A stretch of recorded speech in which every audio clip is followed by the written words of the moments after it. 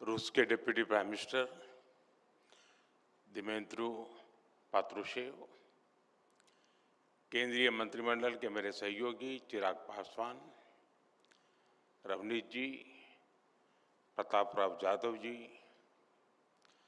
अलग अलग देशों से यहाँ आए सभी मंत्रीगण, अन्य प्रतिनिधि, अतिथिगण, देवी और सज्जनों, वर्ल्ड फूड इंडिया में आप सभी का बहुत बहुत अभिनंदन। आज इस आयोजन में हमारे किसान, एंटरप्रेन्योर्स, इन्वेस्टर्स, कंज्यूमर्स सभी एक ही जगह मौजूद है। वर्ल्ड फूड इंडिया एक नए कॉन्टैक्ट, नए कनेक्ट और क्रिएटिविटी का आयोजन बन गया है। मैं अभी अभी यहाँ लगी एग्जीबिशन को भी देखकर आया हूँ। मुझे खुशी है कि इसमें सबसे अधिक फोकस न्यूट्रिशन पर है, ऑयल कंजम्पशन कम करने पर है और पैकेज प्रोडक्ट्स की हेल्थीनेस को बढ़ाने पर भी काफी जोर दिया गया है। मैं आप सभी को इस आयोजन की बधाई देता हूं, अपनी शुभकामनाएं देता हूं।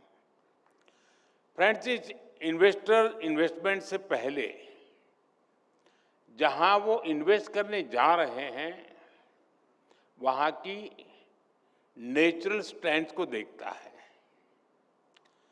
भारत की तरह भी आज दुनिया और खासकर फूड सेक्टर से जुड़ा इन्वेस्टर बहुत उम्मीद से देख रहा है, क्योंकि भारत के पास डाइवर्सिटी, डिमांड और स्केल की तिहरी शक्ति है। भारत में हर अनाज की, हर फल और सब्जी की पैदावार होती है। इस डाइवर्सिटी की वजह से भारत दुनिया में सबसे खास है। हर 100 किलोमीटर पर हमारे यहाँ खाना और खाने का स्वाद बदल जाता है। भारत में विभिन्न तरह के खानों की जबरदस्त डिमांड होती है। ये डिमांड भारत को एक कॉम्पिटिटिव एज देती है और इन्वेस्टर के लिए भारत को एक प्रीफर्ड डेस्टिनेशन भी बनाती है। साथियों, भारत आज जिस स्केल पर काम कर रहा है वो अभूतपूर्व है, अप्रत्याशित है।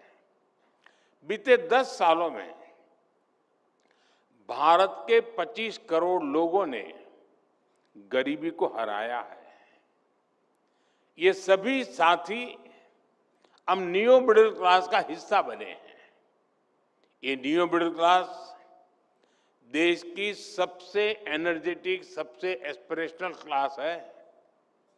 इतने सारे लोगों के एस्पिरेशंस हमारे फूड ट्रेंड्स को सेट करने वाली है। ये वो एस्पायरिंग क्लास है जो हमारे डिमांड को बढ़ा रहा है। साथियों, आज देश का टैलेंटेड यूथ हर सेक्टर में कुछ अलग अलग कर रहा है। हमारा फूड सेक्टर भी इससे पीछे नहीं है।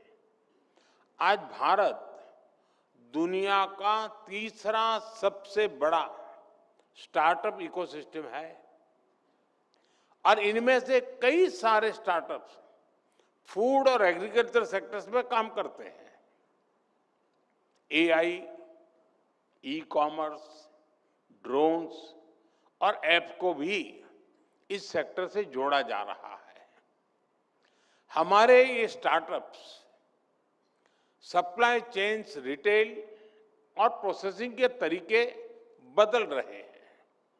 यानी भारत में डाइवर्सिटी, डिमांड और इनोवेशन सब कुछ मौजूद है। ये सारी चीजें भारत को इन्वेस्टमेंट के लिए सबसे अट्रैक्टिव डेस्टिनेशन बनाते हैं। इसलिए मैं लाल किले से कही अपनी बात फिर दोहराऊंगा। इन्वेस्टमेंट का भारत में विस्तार करने का यही समय है, सही समय है।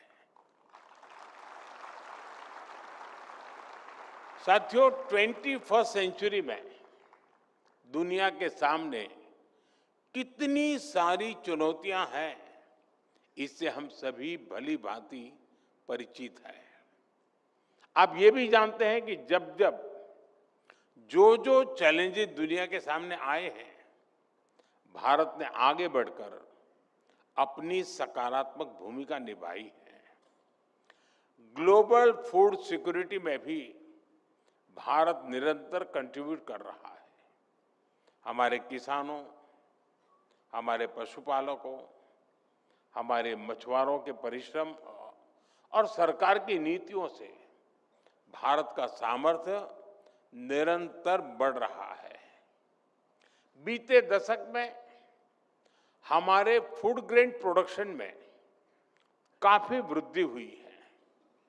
आज भारत दूध का सबसे बड़ा उत्पादक है और दुनिया की 25% मिल्क सप्लाई सिर्फ भारत से होती है। हम मिलेट्स के भी सबसे बड़े प्रोड्यूसर हैं। राइस और व्हीट में हम दुनिया में दूसरे नंबर पर हैं। फ्रूट्स, वेजिटेबल्स और फिशरीज में भारत का योगदान बहुत बड़ा है। इसलिए जब जब दुनिया में फसलों पर संकट आता है, सप्लाई चेन डिसरप्ट होती है, तो भारत मजबूती से अपना दायित्व निभाने के लिए सामने आता है। फ्रेंड्स, वैश्विक हित में हमारा प्रयास है कि भारत की कैपेसिटी, हमारा कंट्रीब्यूशन और अधिक बढ़े। इसके लिए आज सरकार फूड और न्यूट्रिशन से जुड़े हर स्टेक होल्डर को, पूरे इकोसिस्टम को मजबूत कर रही है। हमारी सरकार फूड प्रोसेसिंग सेक्टर को प्रोत्साहित कर रही है। इसलिए इस सेक्टर में 100% एफडीआई की अनुमति दी गई है।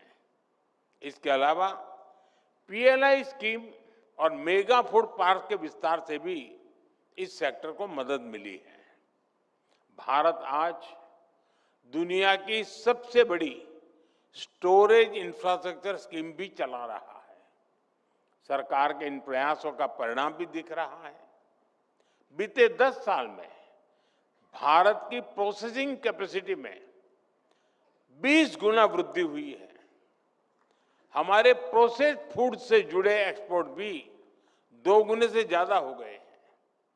साथियों, फूड सप्लाई और वैल्यू चेन में हमारे किसानों, पशुपालकों और मछुआरों और छोटी छोटी प्रोसेसिंग यूनिट्स की बहुत बड़ी भूमिका है। बीते 1 दशक में इन सभी स्टेक होल्डर्स को हमारी सरकार ने मजबूत किया है। आप जानते हैं कि भारत में 85% से अधिक स्मॉल या मार्जिनल फार्मर्स हैं। इसलिए हमने ऐसी पॉलिसीज बनाई, ऐसा सपोर्ट सिस्टम डेवलप किया कि आज ये छोटे किसान मार्केट की बड़ी ताकत बन रहे हैं।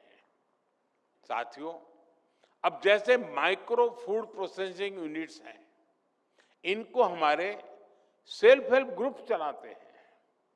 इन सेल्फ हेल्प ग्रुप्स में हमारे गांवों के करोड़ों लोग जुड़े हैं। इनको सपोर्ट करने के लिए हमारी सरकार क्रेडिट लिंक सब्सिडी दे रही है।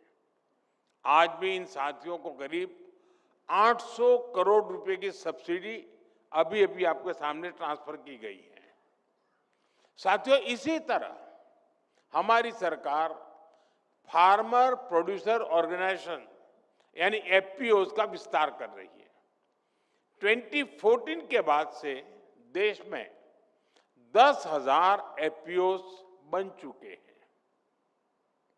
हमारे लाखों छोटे किसान जुड़े हैं। ये छोटे किसानों को बड़े स्केल पर अपनी उपज को मंडी तक पहुंचाने में मदद करते हैं। और ये एफपीओज यहीं तक सीमित नहीं है, ये फूड प्रोसेसिंग सेक्टर में भी बड़ी भूमिका निभा रहे हैं और ब्रांडेड प्रोडक्ट डेवलप कर रहे हैं। आप हमारे एफपीओज की ताकत देखेंगे तो हैरान रह जाएंगे। आज हमारे एफपीओज के 15,000 से भी ज्यादा प्रोडक्ट्स ऑनलाइन प्लेटफॉर्म पर उपलब्ध है। कश्मीर का बासमती चावल, केसर, अखरोट, हिमाचल के जैम और एप्पल जूस, राजस्थान के मिलेट कुकीज, मध्य प्रदेश के सोया नगेट्स, बिहार के सुपरफूड मखाना, महाराष्ट्र का मूंगफली का तेल और गुड़ और केरला के बनाना चिप्स और नारियल का तेल, यानी कश्मीर से लेकर कन्याकुमारी तक भारत की एग्रीकल्चर डाइवर्सिटी को हमारे एफपीओ घर घर पहुंचा रहे हैं।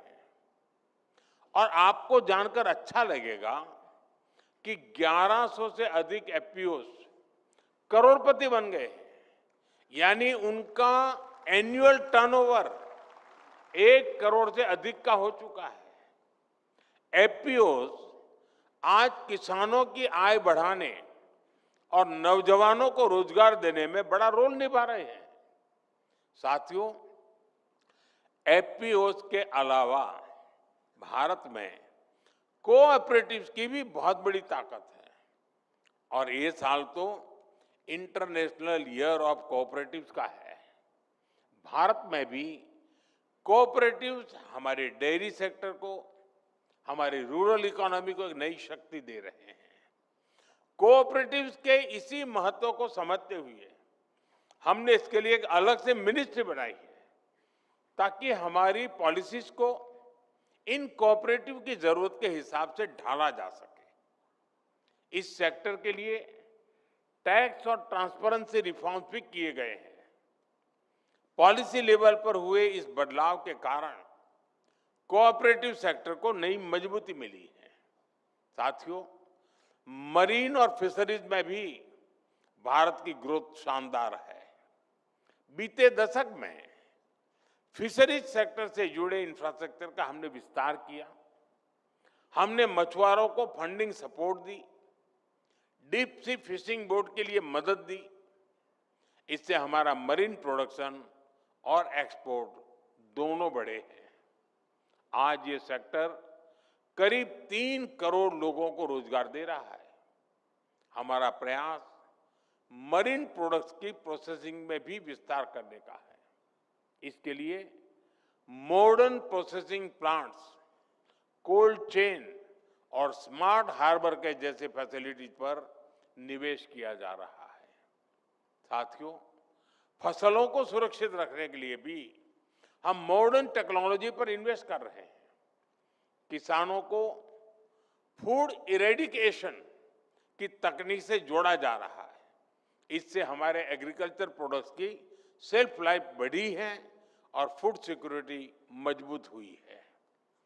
इस काम से जुड़ी यूनिट्स को सरकार हर तरह से मदद दे रही है। साथियों, आज का भारत इनोवेशन और रिफॉर्म्स के नए पथ पर अग्रसर है। आजकल हमारे यहाँ नेक्स्ट जनरेशन जीएसटी रिफॉर्म्स की बहुत चर्चा है। किसानों के लिए ये रिफॉर्म कम लागत और ज्यादा लाभ का भरोसा लेकर आए हैं। बटर और घी पर अब सिर्फ 5% जीएसटी से उन्हें बहुत फायदा होगा। मिल्क कैन्स पर भी सिर्फ 5% ही टैक्स है। इससे किसानों और प्रोड्यूसर्स को और बेहतर दाम मिलेंगे। इससे गरीब और मिडिल क्लास को कम कीमत में ज्यादा न्यूट्रिशन मिलना सुनिश्चित हुआ है। फूड प्रोसेसिंग सेक्टर को भी इन रिफॉर्म से बड़ा लाभ मिलना तय हुआ है। रेडी टू कंज्यूम और प्रिजर्व्ड फ्रूट्स, वेजिटेबल्स और नट्स पर सिर्फ 5% जीएसटी है। आज 90% से अधिक प्रोसेस्ड फूड प्रोडक्ट 0% या 5% स्लैब में है। बायोपेस्टिसाइड्स और माइक्रो न्यूट्रिएंट पर टैक्स कम हो गया है। जीएसटी रिफॉर्म से बायो इनपुट सस्ते हुए हैं। छोटे ऑर्गेनिक फार्मर्स और एफपीओज को सीधा फायदा मिलना तय हुआ है। साथियों, आज समय की मांग बायोडिग्रेडेबल पैकेजिंग की भी है। हमारे प्रोडक्ट फ्रेश रहें, बेहतर रहें, ये जरूरी है, लेकिन इसके साथ साथ नेचर के प्रति भी हमारी जिम्मेदारी है। इसलिए सरकार ने बायोडिग्रेडेबल पैकेजिंग पर जीएसटी को भी 18% से घटाकर 5% कर दिया है। मैं इंडस्ट्री के सभी साथियों से भी आग्रह से कहना चाहूंगा कि बायोडिग्रेडेबल पैकेजिंग से जुड़े इनोवेशंस में इन्वेस्ट करना चाहिए और जल्दी से जल्दी हमारे सारे प्रोडक्ट को पैकेजिंग के लिए बायोडिग्रेडेबल की तरफ शिफ्ट कर देना चाहिए। साथियों, भारत ने खुले मन से अपने देश के दरवाजे दुनिया के लिए खोल रखे हैं। हम फूड चेन से जुड़े हर इन्वेस्टर्स के लिए ओपन है। हम कोलैबोरेशंस के लिए खुले दिल से तैयार हैं। मैं एक बार फिर आप सभी को भारत में सबसे ज्यादा इन्वेस्टमेंट करने के लिए निमंत्रित करता हूं। इस क्षेत्र में बहुत अवकाश है, बहुत संभावनाएं हैं। इसका आप फायदा उठाएं और इस आयोजन के लिए मैं सभी संबंधित लोगों को बहुत बहुत बधाई देता हूं। धन्यवाद।